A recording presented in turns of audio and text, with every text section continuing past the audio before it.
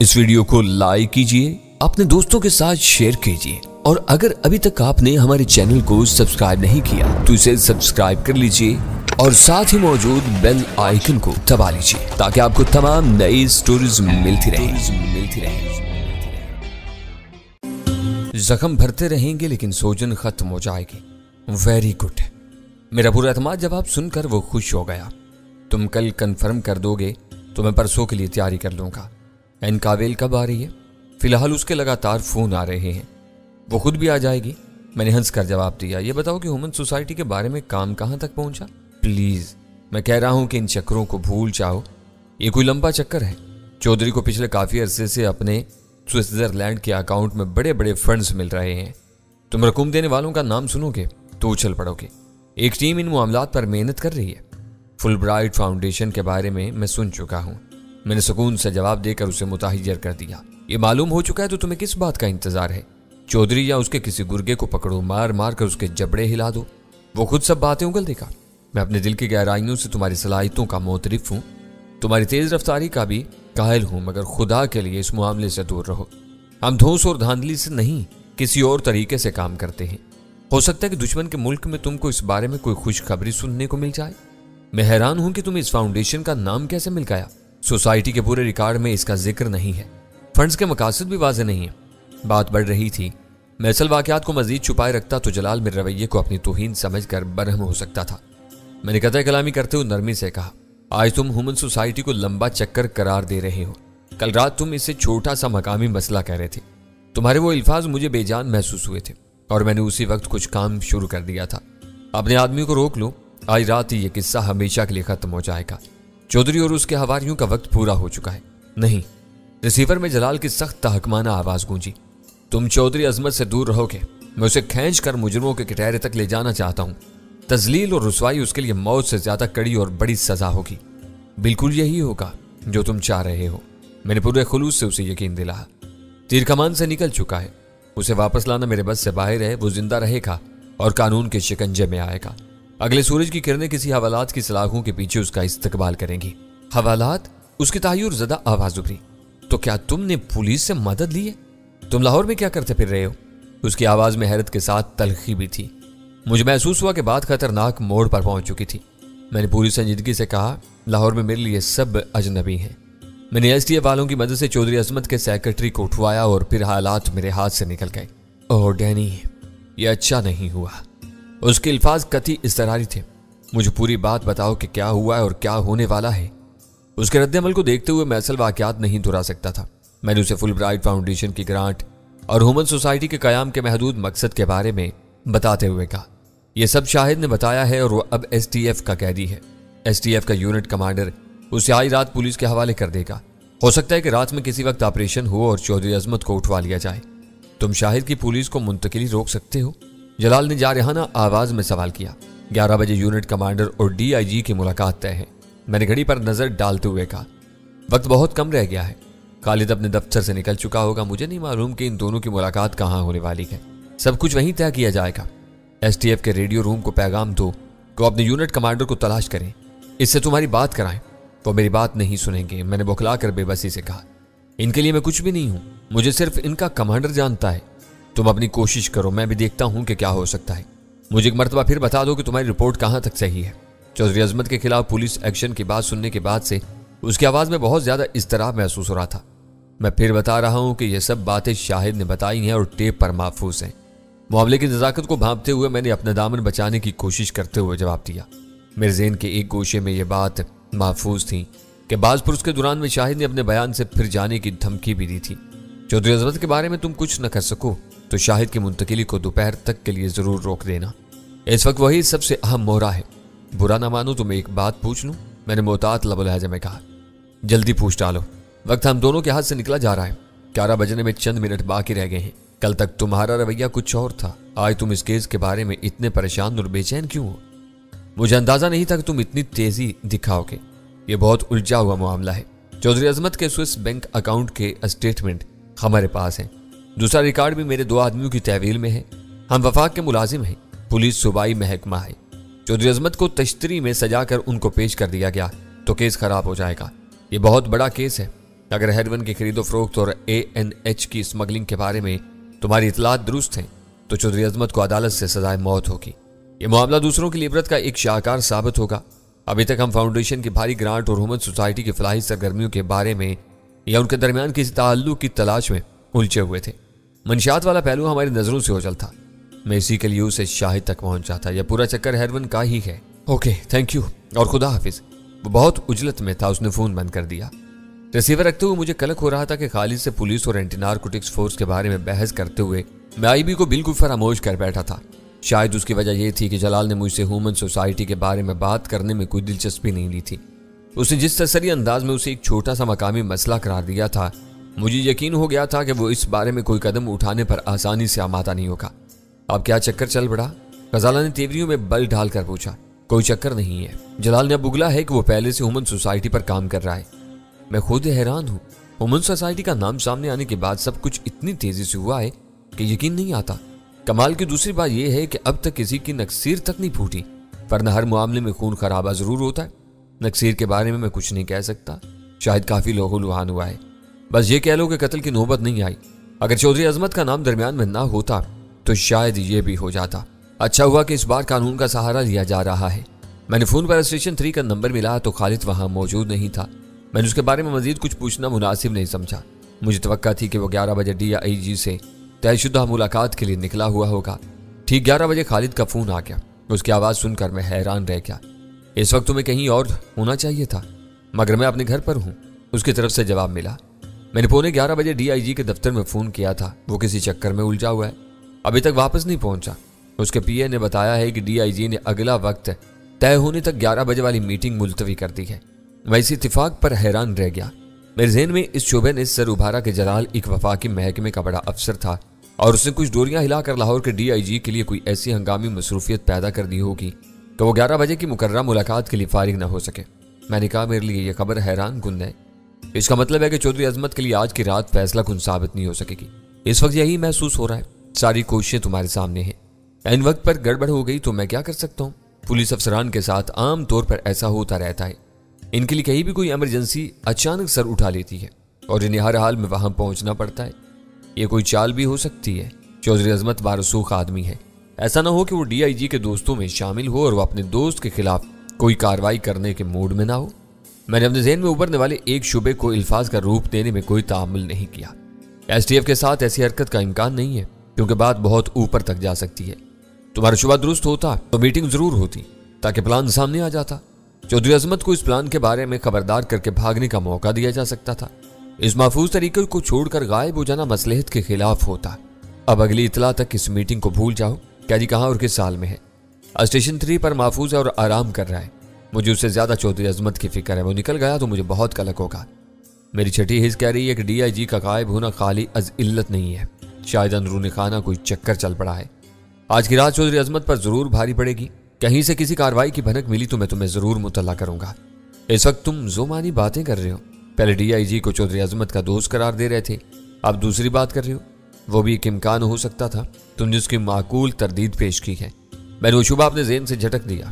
چودھری عظمت کے ساتھ جو کچھ بھی ہو یہ یاد رکھنا کہ اب شاہد کو پولیس کی تحویل میں نہیں دیا جائے گا۔ ہو سکتا ہے کہ وفاق سے اس کا کوئی طلبگار پیدا ہو جائے۔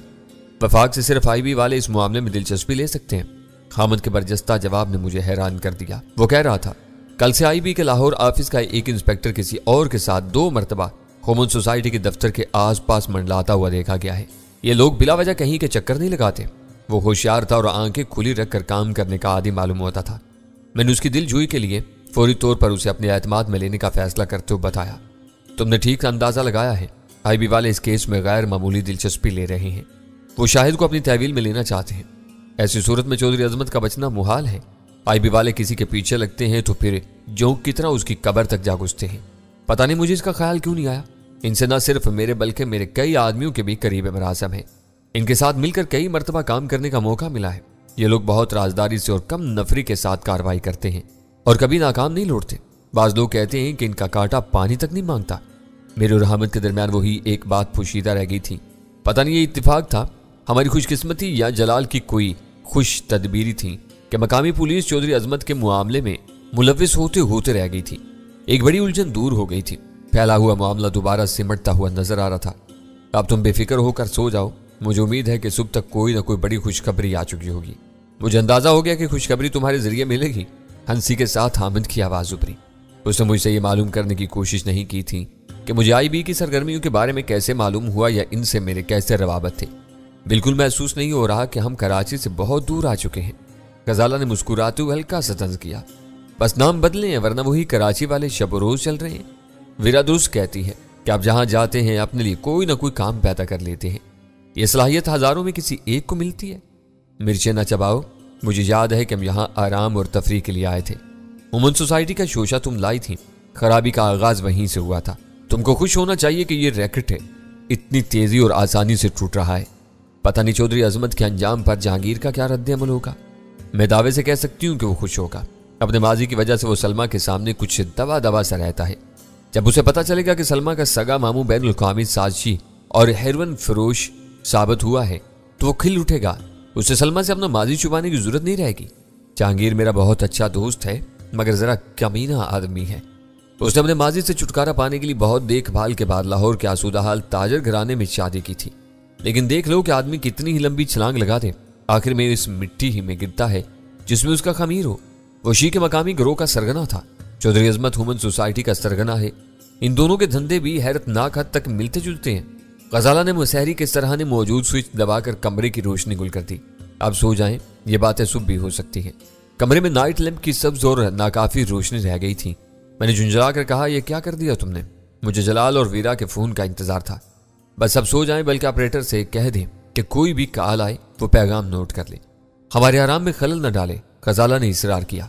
इसकी बात पूरी होते ही फोन की घंटी बज उठी। मुझे उम्मीद थी कि जलाल मुझे लाहौर के DIG और खालिद की मुलाकात की मनसूखी की खबर सुनाएगा, मगर वो कॉल वीरा की थी। सुना है कि तुमने लाहौर में भी परपुर्जे निकाल लिए। मेरी आवाज सुनते ही वो चहकी। फजूलियात पर कान न धरा करो। तुम इसी रफ्तार से लाहौर फोन करती रही तो गन बोर्ड की फरोख्त से पसे अंदाज की हुई सारी रकम कुछ दिनों में टेलीफोन के महकमे को मुंतकिल हो जाएगी। मुझे कोई काम आता है न नौकरी करना मेरे बस की बात है। दाढ़ी तुम नजरिया जरूरत के तहत बढ़ाते और मुंडवाते रहते हो। जुल्फे बढ़ाकर पान चबाना शुरू करोगे तो खासे मुरीद मिल जाएंगे। जिस दुनिया का कोई काम ना आता हो वो इस धंधे में बहुत कामयाब रहता है। नई पंछियों को पांसने के लिए STF के 10-12 आदमी हर वक्त हाथ बांधे तुम्हारे आगे पीछे फिरते रहेंगे। ये मशवरे बाद में देना। ये बताओ कि इस वक्त क्यों फोन किया है? तुमने अब तक कुछ नहीं बताया कि सलमा के मामू वाले किस्से का क्या बना। इस मामले में तुम बहुत तेजी दिखा रहे थे। वो गलत आदमी है, सुबह तक उसका तिया पांचा हो जाएगा और कल ही तुमको लाहौर पहुंचना है। वाकई उसकी सुरीली आवाज तहय्युर ज़दा चीख से मुशाबा थी। भारत के लिए रवानगी का क्या प्रोग्राम तय हुआ है? तुम आ जाओ तो परसों निकल जाएंगे। मुझे खुशी है कि लाहौर छोड़ने से पहले यहाँ का काम पूरा हो चुका है। हमारी रवानगी में कोई रुकावट नहीं है। अच्छा हुआ कि मैंने भी जान स्मिथ से राब्ता कर लिया। मुझसे बात करते हुए उसकी जान निकल रही थी। वीरा के एक एक लफ्ज से खुशी फूटी पड़ रही थी। मैं उसे बता रही थी कि मैं वीरा लाइट बोल रही हूँ और वो किसी तरह यकीन करने पर आमादा नहीं था। मैंने तुम्हें मना किया था। मैंने नाराजगी से कहा, इसको अपना नाम बताने की क्या जरूरत थी? तुमने इस बात को नजरअंदाज कर दिया कि मेरे दावे को तस्लीम करने पर वो आमादा नहीं था।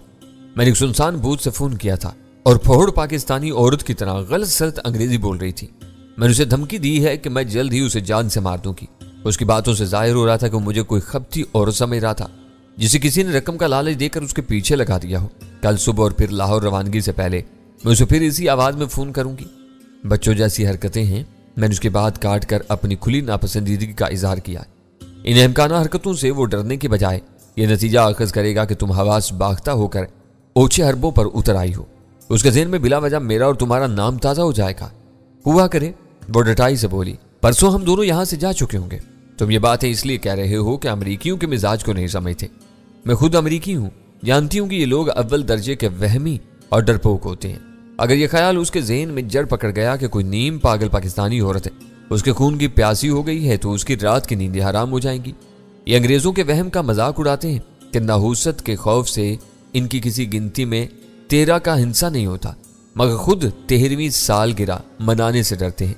उसके दिल में डर बैठ गया तो वो हफ्ता 10 दिन की छुट्टी पर पाकिस्तान से बाहर चला जाएगा। ये बिल्ली को ख्वाब में छीछड़े नजर आने वाली बात है।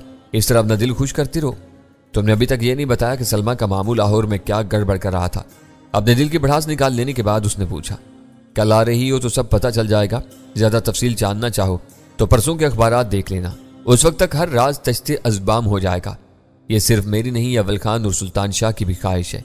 ये दोनों कराची में रहेंगे, बिला वजह मेरा दिमाग मत चाटो। अव्वल खान खुद भी मुझे फ़ोन कर सकता है, उसे मालूम है कि ये ANH का चक्कर था। यकीन नहीं है तो खुद इससे बात कर लो। ये कहकर वीरा रिसीवर अव्वल खान को दे दिया। उसकी आवाज़ सुनकर मुझे संभल जाना पड़ा। मैं तुम्हारा तहे दिल से ममनून हूँ, मैंने उसकी हेलो सुनते ही कहा। तुमसे बात होने के बाद खालिद का रवैया एकदम बदल गया था। नताइज सामने आने के बाद वो अपनी मोहतात रवि पर शर्मिंदा है और कई बार मुआज़त कर चुका है। ये करोड़ों का चक्कर साबित हुआ है, जिसमें हेरोइन का लेन देन भी शामिल है। इन धंधों के लिए अमेरिका की एक मशहूर फाउंडेशन बिल्कुल गैर कानूनी तरीके से फंड्स फराहम कर रही है। IB वाले इस मुश्तबा फंड्स पर पहले से काम कर रहे थे। खालिद शायद कल मुझे पूरी कहानी सुनाएगा। वो तुमसे बहुत मरोब है, लेकिन तुम्हारे तरीकाकार से डरता है। तुम्हारे अचानक फैसलों ने उसे उलझा दिया था। खालिद के बाद तुम जलाल से भी बात कर लेना। चौधरी अजमत का केस अब उसी को सौंप दिया गया है। वीरा क्या कह रही थी? तुम आगे कब जा रहे हो? उसे वीरा की जुबान से सुने हुए मुकालमों की तस्दीक चाहिए। परसों। वीरा को कल लाहौर आना है। मैं रात के लिए इसी होटल में कमरा बुक करा दूंगा। ये मामला तुम खुद संभाल लेना। वीरा आजकल मुंह जोर और गुस्ताख हो गई है। हंसी के साथ साथ उसकी आवाज आई। यहाँ से कबाब में हड्डी बनने का अज़म लेकर जाएगी। कह रही थी कि जब तक लाहौर में रहेगी तुम्हारे कमरे में तीसरा बिस्तर लगवा कर सोएगी। गजाला ये हरकत बर्दाश्त नहीं करेगी। इस वक्त शायद वो तुम्हारे आसपास नहीं है। मैंने मुतजस्सिस अंदाज में सवाल किया। तुम्हें उसका मर्ज मालूम है? कमरे में गिलास बना हुआ रखा होगा, बार बार वहां जाती है और एक दो चुस्कियां मारकर लौट आती है। अव्वल खान की आवाज में ऐसी खिफ़त थी जैसे वो खुद को वीरा की इस बुरी आदत का जिम्मेदार समझता हो। इस वक्त भी वो वहीं गई होगी। अच्छा हुआ कि तुमने उससे हड्डी के बारे में बता दिया। मैं जलाल से बात करूंगा। हो सका तो हम कल रात ही लाहौर से निकल जाएंगे। ना रात को यहाँ रुकना होगा, ना कोई मसला खड़ा होगा। फंड्स, अमेरिकी फाउंडेशन और हेरोइन का जिक्र करके तुमने मुझे उलझन में डाल दिया है। फोन पर ज्यादा बात नहीं हो सकती। चौधरी अजमत अब कहाँ है? अपने घर आराम कर रहा होगा, लेकिन सुबह तक शायद अपनी सही जगह पर पहुंचा दिया जाए। एन वक्त पर एक संगीन इंतजामी उलझन पैदा होगी, वरना वह अब तक बंद हो चुका होता। अव्वल खान इस मौजू पर मजीद बात करने का ख्वाहिशमंद था। उसे ये जानकर हैरत हुई थी कि सारा कच्चा चिट्ठा सामने आ जाने के बाद भी चौधरी अजमत आज़ाद था। तहफ़्फ़ुज़ का तमाम तर यकीन होने के बावजूद मेरे लिए मुमकिन नहीं था कि मैं उसे इन तमाम तफसीलात से फ़ोन पर ही आगाह कर देता। इधर उधर की मजीद बातों के बाद अव्वल खान ने तिश्ना अंदाज में फ़ोन बंद कर दिया। रिसीवर रखकर मैं गजाला की तरफ मुतवज्जा हुआ तो वो दूसरी तरफ करवट लिए बेसुध लेटी हुई थी। मैंने होले से उसे पुकारा, जवाब न मिला। मैंने उसकी तरफ करवट लेकर आहिस्तगी से उसके शाने पर हाथ रखा तो वो खिलखिलाकर हंस पड़ी। मेरी तशवीश पर वो अपनी अदाकारी बरकरार नहीं रख सकी थी। आप फ़ोन सुनते रहें और मुझे सोने दें, उसने मेरे कान में मुनमुना कर शिकवा किया। रात के गहरे सन्नाटे में मैं गजाला के दिल की धमक अपने बाजुओं पर महसूस कर रहा था। हम दोनों देर तक आपस में बातें करते रहे। मैंने अपनी पूरी तवज्जो उस पर मरकूज की हुई थी, मगर मेरे कान फ़ोन की घंटी की तरफ लगे हुए थे। मुझे बहुत शिद्दत से जलाल की कॉल का इंतजार था। जलाल का फ़ोन आना था और ना आया, इसी इंतजार में मेरी आंख लगी। मैं कुछ देर के लिए नींद की देवी की मेहरबान आगोश में रहा होगा कि मुझे यूं महसूस हुआ जैसे मेरे सर पर कोई खड़ियाल बज रहा हो। रफ्ता रफ्ता वो आवाज़ इतनी बड़ी कि मैंने हड़बड़ाकर आंखें खोल दी। चंद सानियों तक कुछ समझ में नहीं आया कि वो कोई ख्वाब था या वाकई कहीं कुछ बज रहा था। मुख्तसर से वक्फे के बाद फ़ोन की घंटी आसेबी आवाज़ में चीखी तो मैं बौखला गया। शायद फ़ोन की मुसलसल बजती हुई घंटी ही मेरी बेदारी का सबब बनी थी। मैं रिसीवर उठाने से पहले होटल की दीवार गिरकलाक पर नजर डाली। इसकी रोशन सुइयां सुबह के 3:30 बजा चुकी थी। मुझे होटल के ऑपरेटर पर गुस्सा आ गया। फ़ोन करने वाला कोई भी रहा हो, ऑपरेटर को इतनी रात के मेहमानों की नींद खराब करने का कोई हक नहीं था। मगर वो बदतमीज ना जाने कब से फ़ोन की घंटियां बजाया जा रहा था। कौन है?